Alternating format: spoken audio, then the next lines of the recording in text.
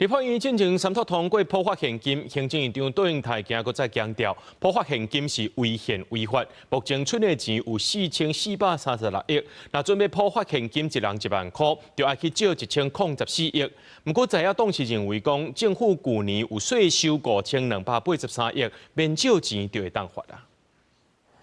立法院伫拿白联手之下通过普发现金1万块，引起政府的反弹。行政院长杜英泰亲上火线，承认市定数是超过预算数，4年加起来有1兆8707亿，但是大省用伫的行政务，搁来是减少迄年度的债务，目前会当用的存钱是存4436亿，若是要普发现金1万，特别条例预算加起来是5450亿，按总啊记载1014亿。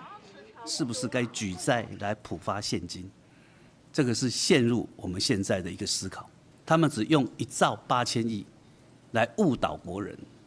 而不指出地方政府拿了多少，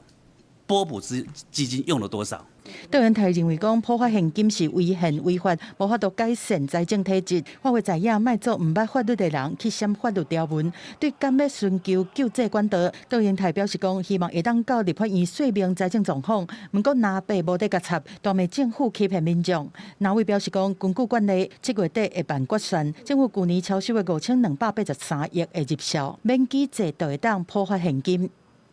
要不要做都是一个理由啦，哦，这个根本没有违宪，因为根据宪法第70条是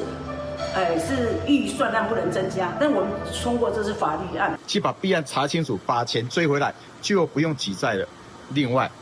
超征的这个钱本来就是我们人民的税收啊，每一分钱都是我们人民的民脂民膏，本来就应该还给民众。 针对行政院若提出复议，在野表态，讲一定会否决，要求政府依法行政。记者综合报道。